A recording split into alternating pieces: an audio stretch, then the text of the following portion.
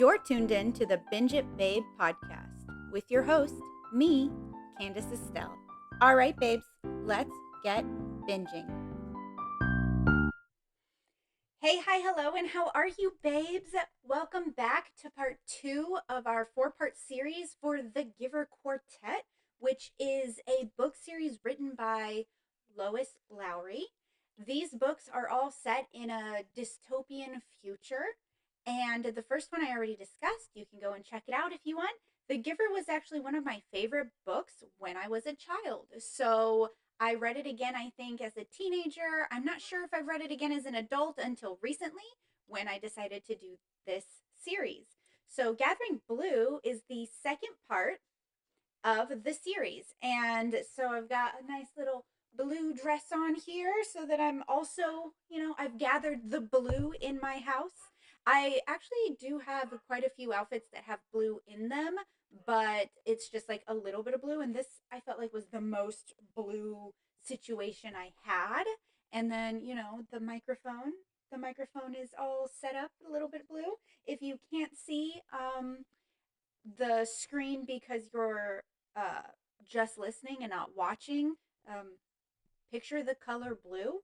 And if you can't see because you're a person who does not see and you've never seen, um, what do you picture when you think about calm things? I don't know if you have any colors at all if you've never seen. Now I'm distracted by how blindness works. Okay, moving on. So, our protagonist of this book is no longer Jonas. Actually, The Giver and Gathering Blue didn't overlap at all. There's maybe a small piece that overlaps in the very last chapter. This book is incredibly short. It's 23 chapters, but all of the chapters are pretty small. So the quartet itself is pretty easy to get through, I believe. I have yet to read Messenger or Sun. And now that I've read Gathering Blue recently, I don't know if I did read it as a child or maybe I started and something happened because some of the stuff that happened, I was like, I don't remember this. So I don't know if I actually did read it or get all the way through. So this is a very fresh read for me. As I explained with The Giver, I'm trying to do these episodes before I even go on to the next book because this is one of the rare times where I'm binging something that I've not read, watched any of that before. I've not yet experienced it. I have no idea how this quartet ends. I don't know if they ever really come together. I'm not positive. So it's kind of fun though, because now I can like make my predictions and then we can see together how right or wrong I am. Kira, like I said, is our protagonist, and she is coming back from an area that is called, oh my goodness, I don't even remember, the Fallen, something like that, where basically it's where the people of this specific community bring their dead. Give me 1 second. My dog is losing his mind. Let me see if I can mute this mic.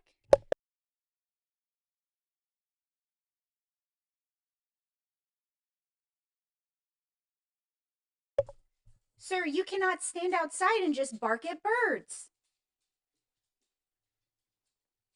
I leave the door open so that he can sit in the yard if he feels like being peaceful, but sometimes he chooses to be a nuisance, and I don't appreciate when I can hear dogs going off in their yard, so I try to make sure to not allow him to just stand outside and bark and ruin the birds and people's peace.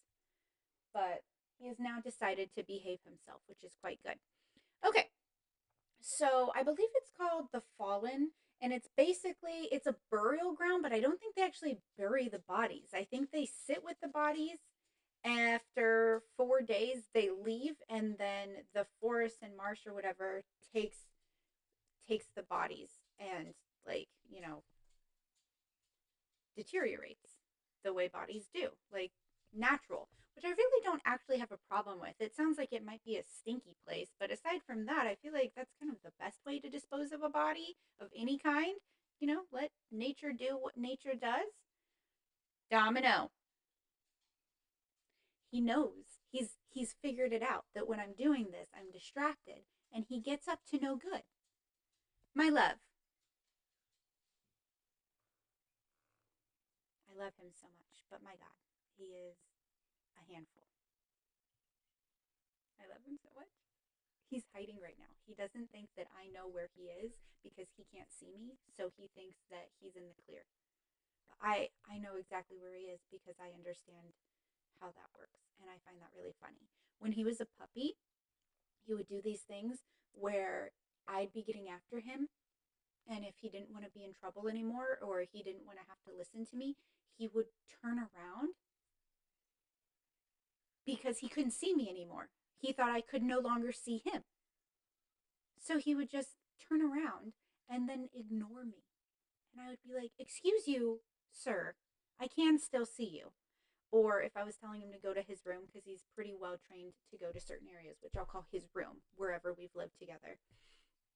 And that one used to be much further away. And so I would be like, "Go to your room." And he would get up and walk like halfway, but he wouldn't face me. And just depending on how bad he was being at that time would be how many times I would tell him. And so he ended up having these little like waypoints that he would consider.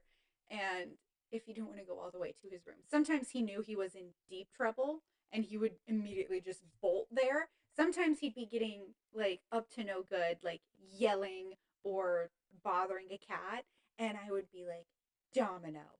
And immediately he would just take off running and go hide in his room. And I'd be like, "Well, that's where you were going to go. So that's good." Or if he was being naughty in the kitchen, he's really wonderful, but he's also kind of smart. He's like the smartest dumb dog I've ever seen.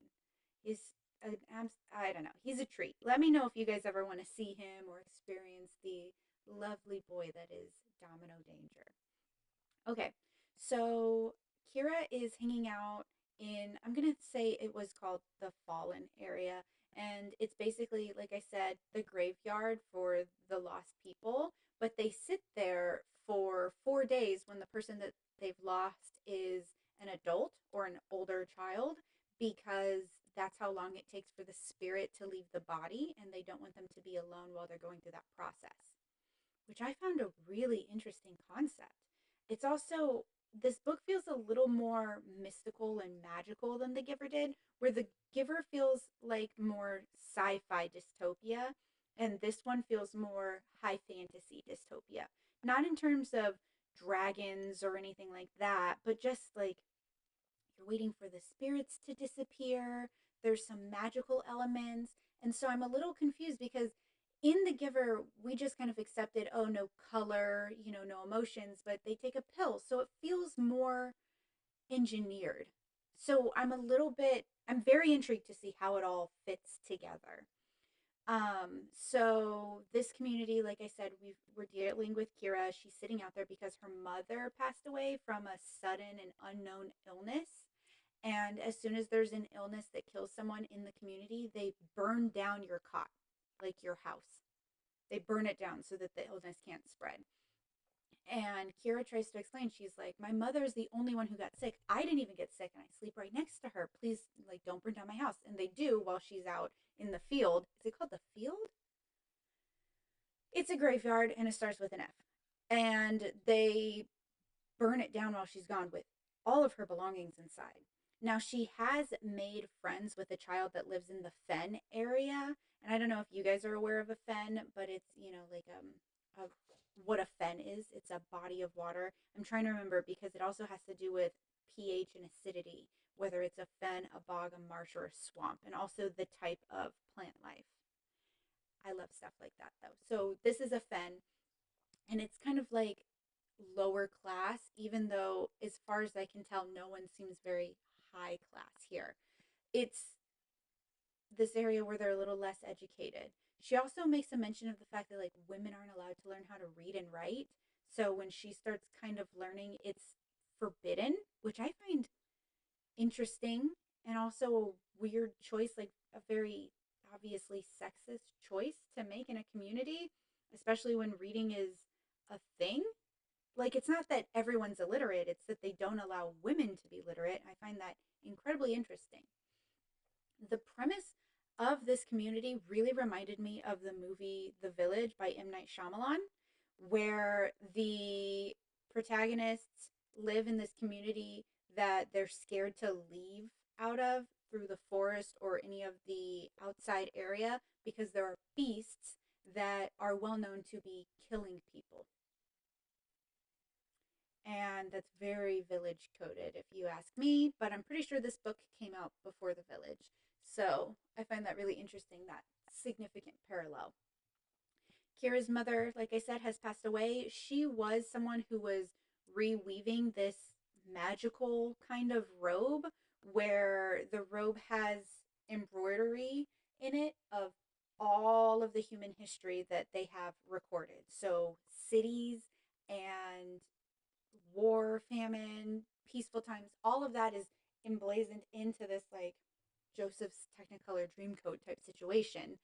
And her mothers who repaired it, something very important to note about this community is they don't allow any type of disability. And Kira was born lame, which I don't know if that's even a term that's ever really used anymore. I know I learned it from learning about Hephaestus, which is a Greek deity.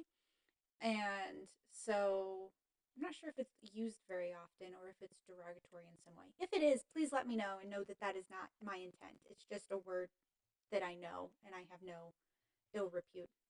Okay, so she was born with a twisted leg. I don't know what that means, but that's the only way it's really described, and that she can't really walk on it. And this is a community where if you're not coming out good to go, they kill you and they leave you in the graveyard area, or they, I think they might just leave you in the graveyard area and you just die, or they send you out into the forest and it's assumed that you're killed and eaten by beasts. But basically, you don't get to be a part of the community.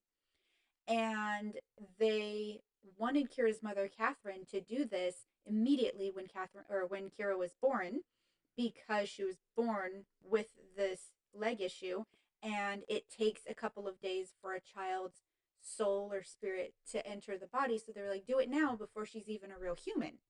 And Kira's mother decides not to because Kira was strong when she was born and had a light in her eyes. And so Kira's mother was like, no, I think that she's going to be fine and protected. And apparently, Kira's mother has someone on the council that, like her father's on the council, which is again this, council of elders that run the whole community, who said, okay, she can stay alive as long as she's not a hindrance to the community. And Kira grows up learning how to thread, and somehow naturally she has a magical ability to weave herself without really being taught how. She just is a magic weaver. But the thing is what she's weaving weaves itself like on its own. Like she doesn't know what she's doing. She doesn't have the vision. It does it intrinsically. And she noticed that gift as a child, but it's not really fostered the older she gets. This is also a community where I love these little details. Like I don't know the purpose of them aside just from world building, but I love them nonetheless. I'm hoping that they have some type of significance later down the road, but they certainly don't yet. Where when you're born with a one syllable name, and as you get older, syllables are added. So, Catherine, she's older, but Kira, she's younger because she was born Kier, and then the was added. I don't know what you're going to add after the for Kira. Knightley? That's a joke. Regardless, my point is like one person was named Anne, and then she's older, Anna, and then she got older, Annabelle, and then she got even older, Annabella. And Annabella is this cool older lady who understands how dyes work to dye the threads that Kira's mother uses to hem and fix the robe. And so when Kira's mother passes and they burn down her cot, the people in the village, specifically one woman who I think's name was like Vandara or Dora, she bitchy. And she decides, no, you can't live here anymore. I think we should have you killed or sent into the woods because you're useless. You can't walk, so you can't gather. You don't have children. Your mother's not here to protect you. You basically you have no value. and we want to steal your land, even though that's not legal. Like, we want to steal your land and put a little pen so that we can put our tykes and our chickens in there. And I think tykes is this world's version of baby, which I like to mention in Giver. They also aren't called babies. They're called newborns, I think. Newborns or something, new something. And now these children are called tykes. So I don't know why Lois Lowry doesn't just use the word baby ever, but she does not. So this community is also different because, like I said, they have beasts. So they also have hunters that go out and hunt to bring back food for the community. Those are all men. They're all incredibly brutish, very, very um, Neanderthal in the way that they act. You know, they're all fighting to grab spears and they're fighting each other and they're clubbing each other before they go out on the hunt, where people sometimes don't come back because of the beasts. And they're hunting rabbit and deer and things like that. Squirrels, I think, at one point as well. So this is a stark contrast from the giver community where they don't even know what an animal is. Now, Kira is raised vegetarian with her mother. I think because it's also cheaper, but also because Kira's father was killed by a beast during a hunt while Kira's mother, Catherine, was pregnant with her. And so Kira never meets her father, and Catherine doesn't see her husband again. And I don't know if it's because he's no longer a hunter or because they no longer have a hunter in the family. They don't really have access to getting meat, and so they just eat vegetables. At one point, Kira goes back to her garden before the women try to have her killed, and she eats like dirty tubers, which was one of my meal options for this. But I didn't feel like eating dirty carrots, so I didn't. Tubers are carrots, right? I know tubers can be more than just carrots, but I'm pretty sure a carrot is a tuber. I'm pretty sure. Um, so Kira comes back from the graveyard area where her mother has passed away. Her house has burned down. The women Vandara are has like put together are circling her and picking up rocks, and Kira's just like, "Hey, don't forget the law that whoever kills someone without permission is also killed." And all the women are like, "Oh, that's right." And Vandara's like, "Fine, then I'm taking you to court." Okay, then clearly American coded. So takes her to court and she's like, she's lame. She doesn't use the word lame, but she's like, her leg is twisted. She's useless. She tells stories to the tykes and gets them all riled up. Basically, she like babysits and helps, and the kids are all enthralled with her stories. And they're like, she's a decent weaver, but we have weavers. We don't need her. She's a drain on our society. Let's kill her. I want her land. And then the council is like, okay, no, you're not going to kill her. She has a certain skill that we need with the weaving and the threads, where we can tell basically she's got an extra special little piece there. So we're not going to kill her, but you can have her land and you can do whatever you want in that area. And Kira's like, the hell? And then they're like, you come with us. And Kira gets taken back to basically like the council area. It's also a little bit Hunger Games coded, right? Where you've got like the outskirts, they're real, real poor. That's the Fen people. Then you have everyone else in the community that's like very District 12. And then you have the council area, which I wouldn't say is like a District 1 situation. Like they're probably around District 4, but still like they have running water and inside plumbing. That's just one running water, but like beds, and they're well fed and things like that. So Kira gets taken there, and the people of the city don't even seem to understand that that's a possibility, because when Kira gets shown where she'll be living in her room, she's confused by what a bathtub is or a shower. She's very uncomfortable with it. She doesn't understand where she's supposed to put her waste because she doesn't understand the concept of a toilet or a bathtub. So she's still like bathing in the stream.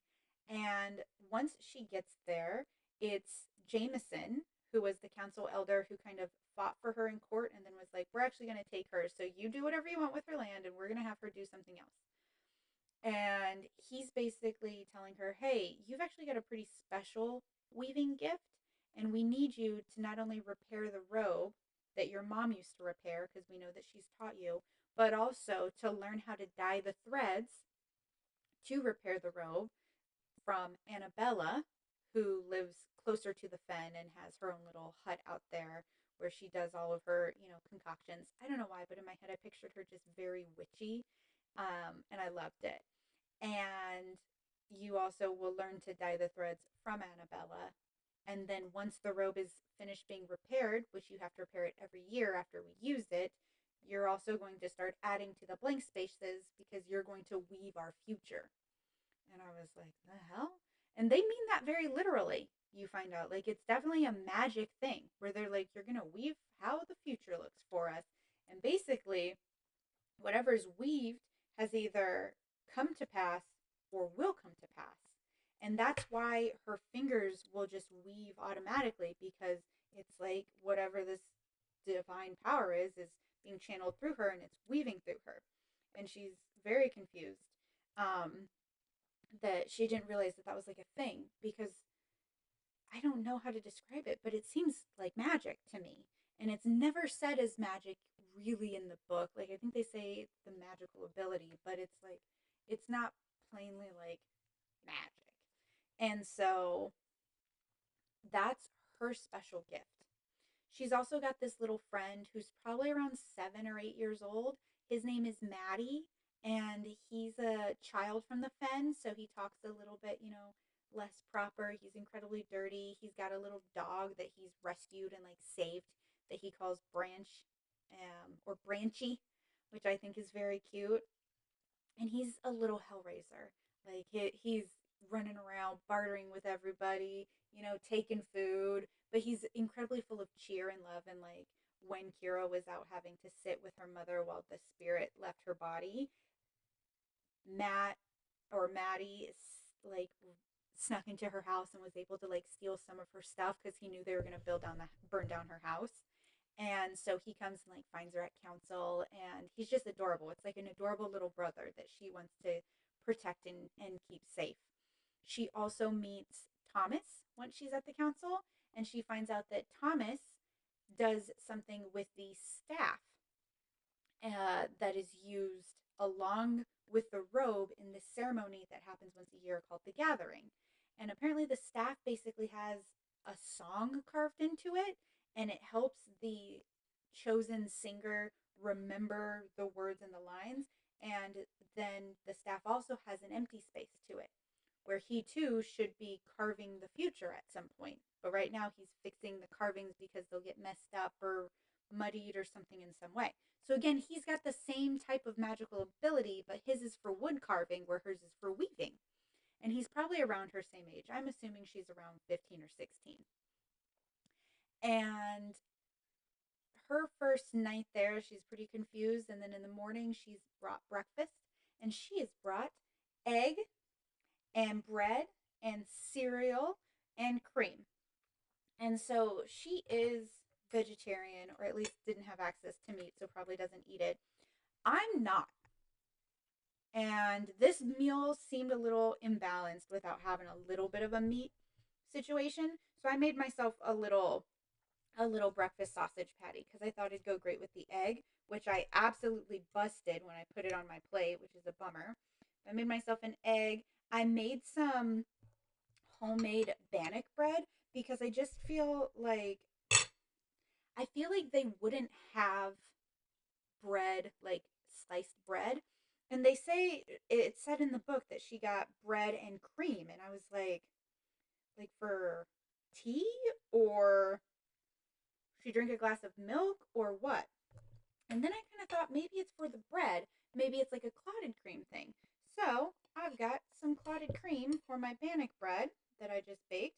Or you don't even bake bannock bread, actually. You fry it on the stovetop. It's a really quick and simple bread situation.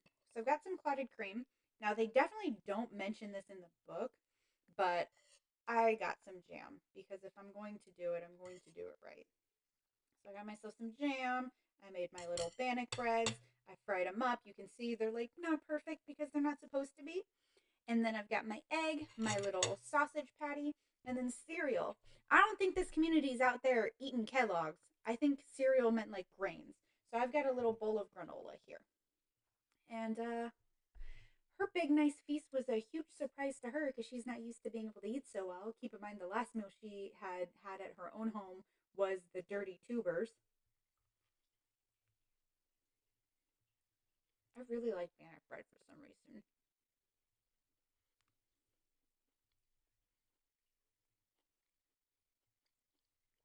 I burnt it a little, but I don't know why that just makes me feel like it's more authentic.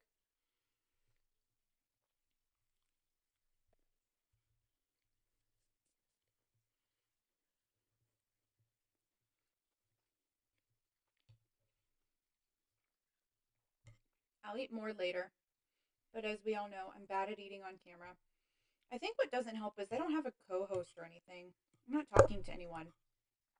So I don't have a chance to like be chewing or something while someone else is filling the dead space, you know?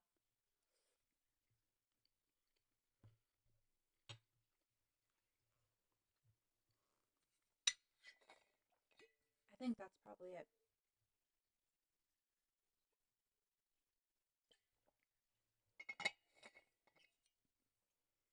I'm gonna be so embarrassed if one of these days I'm like choking on camera. So that's her first morning meal. It's this nice, basically like a little feast. Like when I put together, I was like, "Ooh, this is kind of a lot." I did still add the sausage because I felt like that was more balanced. But regardless, this is a good sized meal. So she's kind of like all of a sudden in luxury where she's got running water and the ability to like take a really good shower and have a nice meal and has a real roof over her head. And all she has to do is be fixing this robe. And as she's fixing it, she can kind of feel like this magic in her fingers where they're really wanting to weave something else. And she's got this little piece of cloth that she's kept in her pocket since she was a child. And for some reason, it gives her like a lot of reassurance or guidance. So she'll be able to like touch the cloth, and sometimes it'll feel dangerous or it'll feel, like resourceful or warmth. And she'll kind of know based on what situation she's in what's happening. So she meets Thomas, like I said, the staff carver, and he has the same ability. She finds out that Thomas has been there since he was a child. He was whittling on his own the wood in the fen because he also comes from the fen. And then both of his parents died, like back to back, and so he was an orphan. And when a tyke is an orphan, they're given to someone else who needs a tyke or wants a child. And he was just taken to the council and basically forced to carve specifically the staff instead of whatever he wants to carve. And so he's been there since he was a child. And he's like, yeah, it was just for them to keep me safe and to teach me what my job would be. And I'm treated very well, so blah, blah, blah. And he's very even tempered and kind. And then a couple of weeks probably go by, and Thomas gets really upset because he tells Kira, he's like, I can hear a child crying somewhere. And he goes, I think maybe I'm dreaming, but I'm not sure. And she's like, maybe it's just a dream. And then he comes back a little bit later and he's like, it's not a dream. I know there's a child crying. They're on a different floor. And so Kira and Thomas go to check it out. And Maddie is there. So Maddie's there and he's got Branchy with him. And Maddie keeps showing up, not only because he's Kira's friend and Kira shows him kindness where there is none in the fen, but also like she has food. And so Maddie's there and they hear singing, like really, really beautiful, ethereal singing. And Maddie is like, I know that voice. That's Joe from the fen. And he's like, her parents both died. And well, her mother died. And then while her father was out, watching her spirit leave her body, um, her father decided to kill himself and stabbed himself in the heart with a wooden stake. And at that point, I was like, no, he didn't. Because Kira's like, why would he? He had a tyke at home. How could he ever do such a thing? And he goes, probably didn't like her much. Though I don't know how because she's got such a beautiful voice. And I was just like, oh my God, this is such a kid way of being like, maybe he just didn't like his kid, so he killed himself. And it's like, come on, dude, that's not how the world works. And I found it kind of funny because it's innocent, but it's still pretty dark. And she's like, I don't think so. So they're listening to the singing, and then they hear Jameson getting after the little girl because she starts to cry. And they're like, okay, we're going to have to come back later and figure out what's going on. And Jameson comes and checks on Kira like every single day, sees her progress, sees how she's working. And Kira not only is threading with the thread that Annabella makes, but she's also learning which plants dye to make which colors and how to dye and everything from Annabella, who, like I said, lives in her own little area. And Kira, being an outcast because she was born the way she was born, is very used to people making fun of her or picking on her, but she's also scared because of the beasts. And where Annabella lives is outside, like right at the forest. So it makes Kira very nervous because she has to walk so slowly. And she makes it to Annabella one day and she's like, I was very scared because I heard growling in the forest. Like someone is, not someone, but there's a beast and he's out there, he's going to get me. And Annabella is like, there's no beast in them woods. Like, there's no beasts. And she's like, what? And she goes, there be no beasts. And Kira is very confused because the beasts are basically what keeps the community together, right? Nobody goes anywhere except the men with their spears, and they lose them all the time. And Kira is like, what do you mean there be no beast? My father was killed by a beast. And Annabella just repeats and she goes, there be no beasts. And they're like, okay. And then Kira learns what she needs to learn for the day and goes back home and she's talking to Jameson and she's like, Jameson, you've seen a beast, right? And Jameson's like, well, yeah, of course. I saw the beast that killed your father because Jameson was on that hunting trip that day. And Kira just is like, yeah, yeah, because there are beasts. And she asked Maddie, and Maddie hadn't seen beast either. And then Vandara has a huge scar on her face that she claims she got from a beast. And then this is like her last straw, her asking Jameson about the beast. And he goes, why? And she goes, because Annabella said there be no beast. And he goes, she said that? And Kira goes, yeah, she must be mistaken, getting older from her age. And Jameson is like, yes, it must be her old age. And then Annabella is dead the next day. The next day. Or like 2 days later because there's a really heavy downpour, so Kira doesn't go to her hut. And then Maddie shows up at her place the following day and he is like, Annabella was taken to, the field, the graveyard. And she's like, what? Is she there to watch somebody? And he goes, no, she was dead. And he like acts out what dead looks like. And then she's kind of ruffled, but she assumes that like it's not a big deal. And immediately I was just like, Jameson killed her because you ratted her out for the fact that she was telling you there are no beasts because that's not a real thing because I've seen The Village. And so she's like, that's very odd. And she had gotten started earlier in the morning. So no one had seen her come to check on her. And she's like, why would no one tell me she's dead? What is going on? And she goes back to her room and Jameson's already there. And she's just like, hey, what the hell? And before she actually gets anything out, he's like, hey, I want to let you know that Annabella passed away in her sleep very peacefully. It appears she took a nap the other day when it was raining and she just never woke back up. And we've already taken her to the field. And she's like, oh, okay. Completely accepts it. And she's like, I'd like to go sit with her then while her spirit leaves her body. And he's like, no, there's too much work to be done. The gathering is around the corner. You need to finish fixing up the robe for this year's celebration, festivities, whatever you want to call it. And someone else is watching her body. She's not alone. Don't worry. And she's just like, oh, okay. And that's it. And then Maddie disappears. And I love Maddie. So when he disappeared, I was fuming. And then Kira tells Thomas that Maddie's missing. Um, they have gone and checked on the little girl, like when Jameson wasn't around, because Thomas had made a skeleton key basically for the building because he's a magic carver. And they go and check on her and kind of start building a relationship with her. But they're like, you can't tell anybody that we come and check on you. And they check on her in the night. So now she doesn't cry as often. But she had been looking for her parents, who Maddie was like, they're both dead. So the little girl didn't even know that her mom was dead. And then Kira and Thomas are looking for Maddie. They go out to the fen, they find where he lives, And his mom is like, I kicked him out because he was, being rowdy, because he's a little boy with no supervision. And she's like, he stole some of our food and good riddance to him. I hope he never comes back. And I'm like, isn't this kid like maybe 8 years old? Eight, 7 to 10? I don't really know. He's little, scrappy, but little. And so then Kira's panicking because Maddie's little brother is like, he said he was going to go visit his friends in the city, that they feed him and are nice to him, and that's where he's going to go. And Kira's like, but that's me. He never showed up. That was 2 days ago. And his brother goes, he said he needed to get you a gifties before he showed up. He had a gifties for you. So he went with Branchy to go get the gifty, and he'll be back after. And she's like, a gift? I don't need a gift. Where would he have gone? What if he went into the forest where the beasts are? He'll be dead.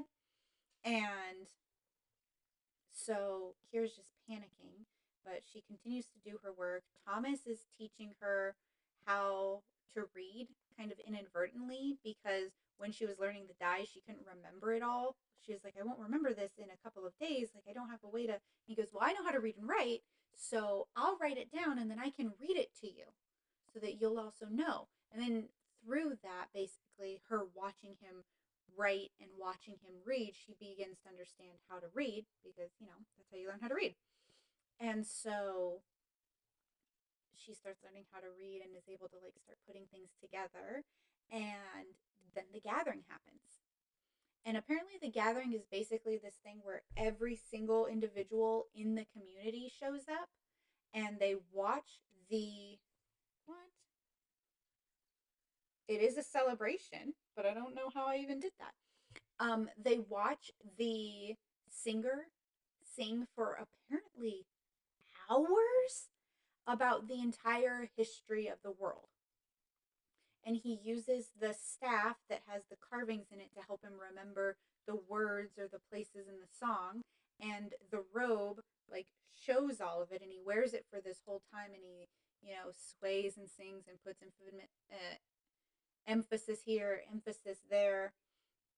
And the little girl, Jo, who can sing magically like a little angel, who's about 3 years old, she's going to be the next singer once the singer passes away or she gets older, however that works. And so you have the next robe weaver, the next staff carver, and the next singer, which are all the elements of this gathering. The whole town goes, they listen to the whole song. There's certain inflections on different words every year to change its meaning. And then eventually she's going to be weaving the future when the robe is all tip-top shape. And so they're all introduced that way. And I found that really interesting because now she went from being like lowly, where everyone wanted her dead, to now she's basically royalty, which is just weird. And then in the middle of it, she sees someone like moving through the crowds really weird. And she's like, what the hell is that? And she notices it's Maddie. He's been missing for like a week and a half, maybe 2 weeks at this point. And he pops up and he like waves at her, and then he dips off.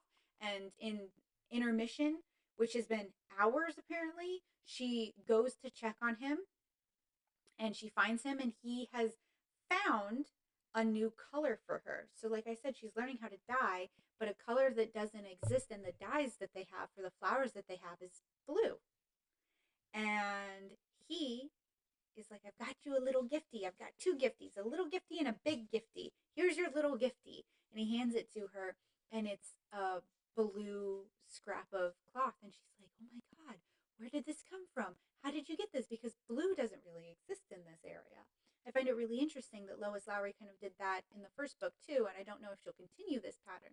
Like in the first book, red kind of had a lot of significance, and in this book, blue has a lot of significance. I'd love to see what happens in Messenger and in Sun. And so he hands her the little scrap. She gets him some food. She asks where he's been, and he's like, I went to go find blue for you because you had said you wanted blue. So I went to go find it over yonder where Annabella had said. Because at one point, when Kira was talking to Annabella during one of her first days, and she was saying, oh yeah, blue is over yonder. We don't have it here, but over yonder they have it.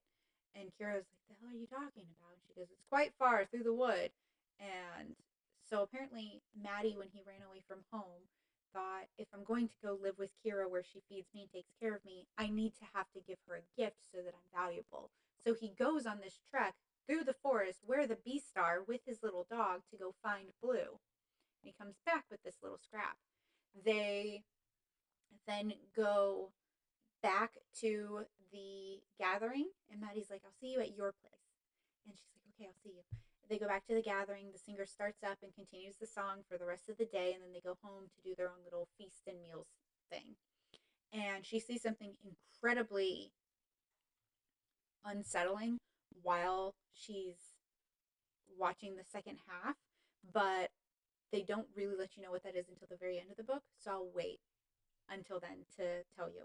So she goes back to her little house. Thomas is there. Maddie has shown up, and she's like, Maddie, where did you find this? And he goes, exactly where Annabella said it would be. You know, at the end, yonder. He goes, there's a whole community of broken people just like you, where they don't got eyes, or they don't got one leg or one arm, and they all take care of each other, help each other, feed each other. There's so much food there.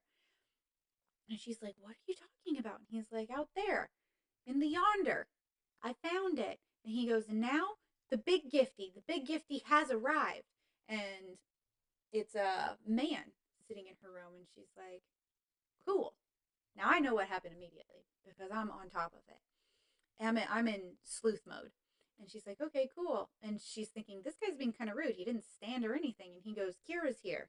And then the guy turns, and she sees that he's been blinded because he has scratches all over his eyes.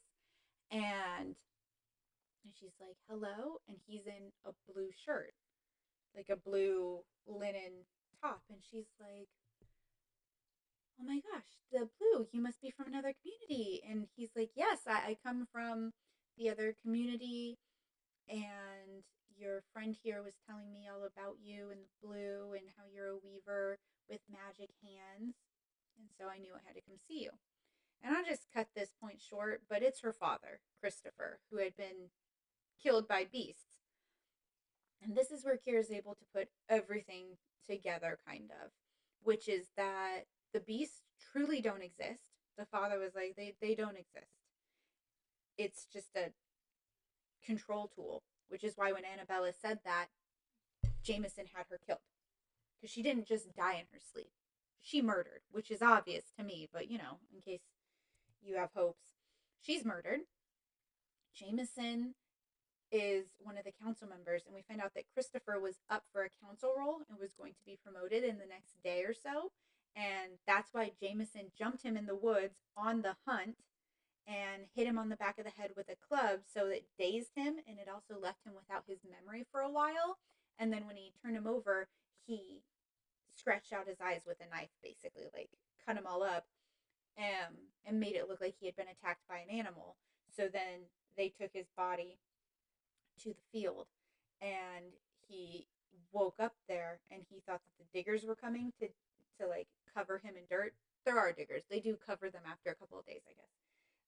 The diggers were coming, and he came to, and then he realized that the people were being incredibly nice to him and like gave him tea that helped soothe the pain he was dealing with, and explained to him that they thought he was going to be blind forever now, and that they would help him. And they carried him to the other community where the broken people are.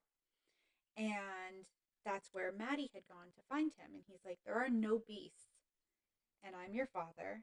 And Jameson jumped me so he could take the council position. And so you find out all of this subterfuge, and then you find out what had disturbed Kira at the gathering, because she keeps hearing this like metal sound that's like a metal chain gliding across the floor. And at one point, the singer like holds his arms up, and the robe shows that he's shackled, and he has mangled, bloodied club feet, basically, and he's shackled to the stage. He can't go anywhere. He can't leave. He's a prisoner, because Kira and Thomas like live together freely in that house, well, different rooms. And they're like, well, where is the singer? And Jameson's always like, he chooses to be on his own. And I don't think that's true. I think he's a prisoner, and they will kill him if he doesn't do the job that he's supposed to do every year, which is sing this like 10-hour song. It's like a fucking Fish concert. And so I don't know anything else though, because the conclusion to this book is incredibly swift and I feel like didn't give me enough because Maddie is like, so you're going to come with us to the new community, Kira. Like, I'm going to take your dad back. And the dad, Christopher, is basically like, look, I'll be your legs and you can be my eyes and we'll go back together and you'll be safe and secure and we'll fix the community we're in and you can leave this place. And then she decides she is going to go and then she decides she's not going to go because she has to stay behind to take care of the little flowers that Maddie brought, the ode, which I don't know why they didn't just use indigo, but okay. So the ode is what makes the blue dye. And she's like, I won't even be here for these to be, processed. And then she goes, no, I can't leave. I have to stay. I don't understand why. I like redid that section a couple of times. I don't really understand why she decides she has to stay. She does hold on to her little magic cloth that kind of tells her that like the future community and this community are going to come together as one and she needs to stay. That's really all I get. It also seems like she wasn't going to take Thomas with her, which is bizarre to me because they're definitely besties. And then she puts it all together that they're born with these magical gifts that help shape the future. And so the council figures out which children have these gifts. And they kind of overlooked Kira for a while because of her lame leg, and they didn't notice until she was older.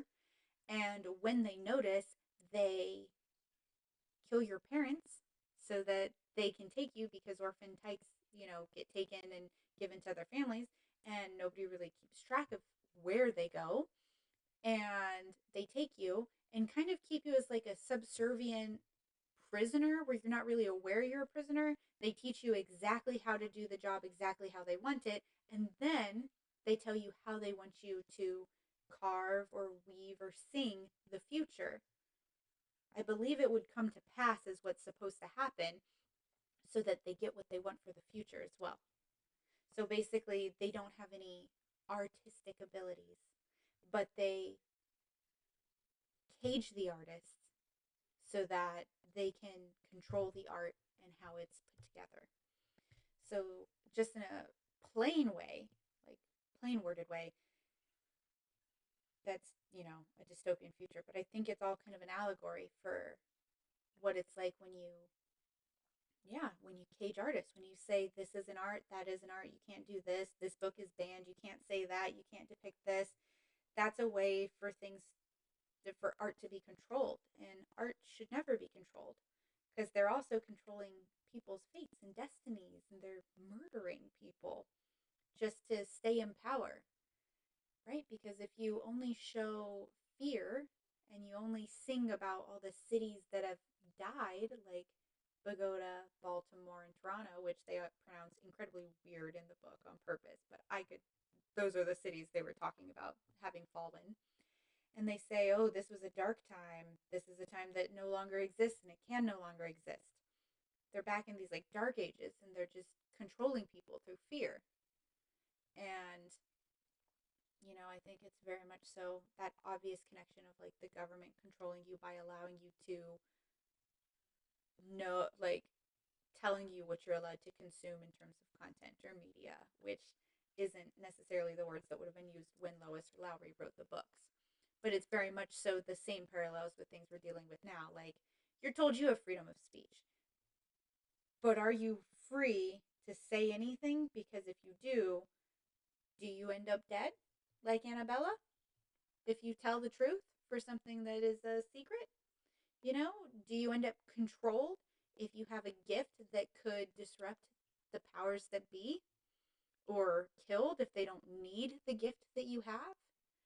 And I think it's a really interesting thing to think about because, the world we live in right now is scary.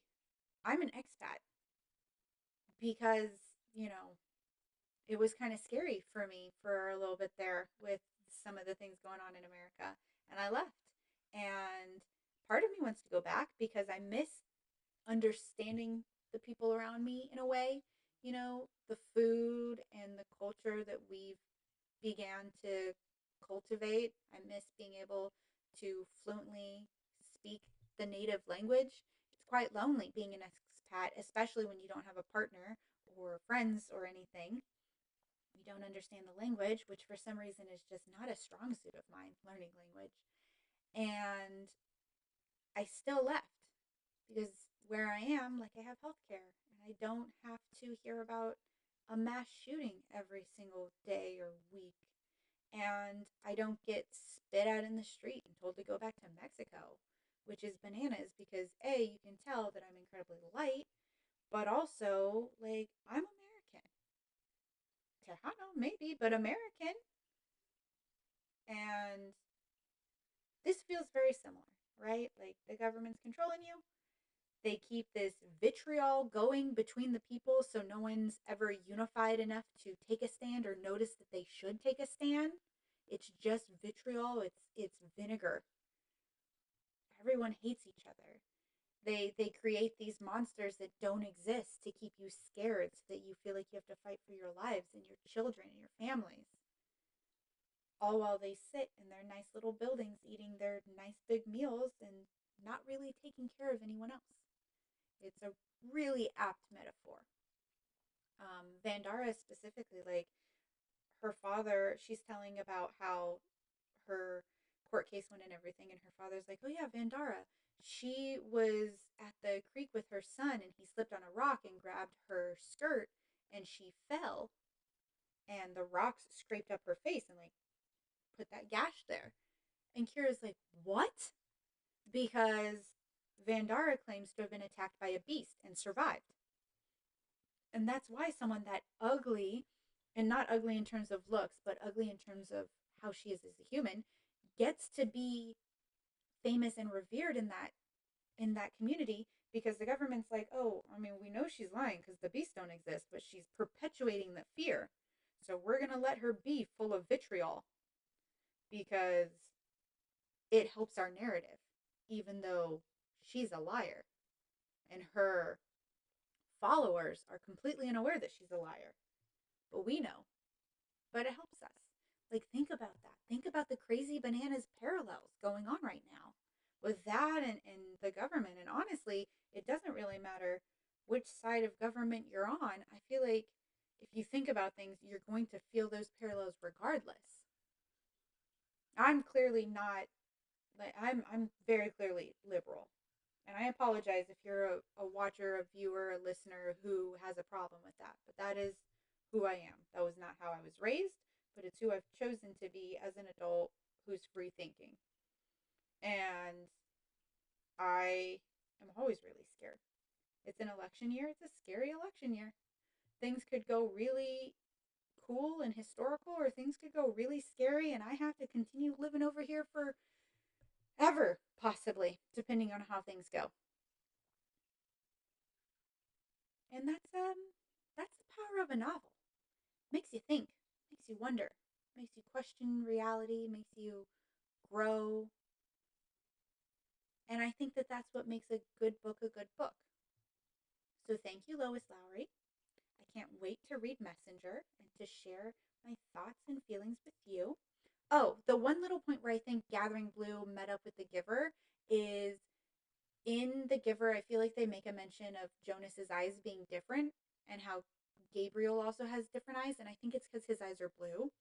And in Gathering Blue, Maddie tells Kira, like, hey, no one will marry you in this community, but just so you know, like, in the broken community, they all will marry because they're all, worthy together. And he goes, and there's a guy over there. His eyes are blue. I know how much you love blue. Maybe the blue-eyed guy would be someone you're interested in.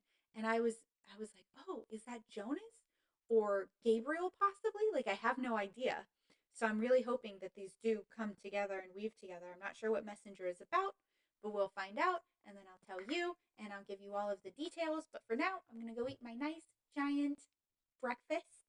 I hope you have a beautiful, wonderful day and week, and I'll see you next time. So, bye, babes.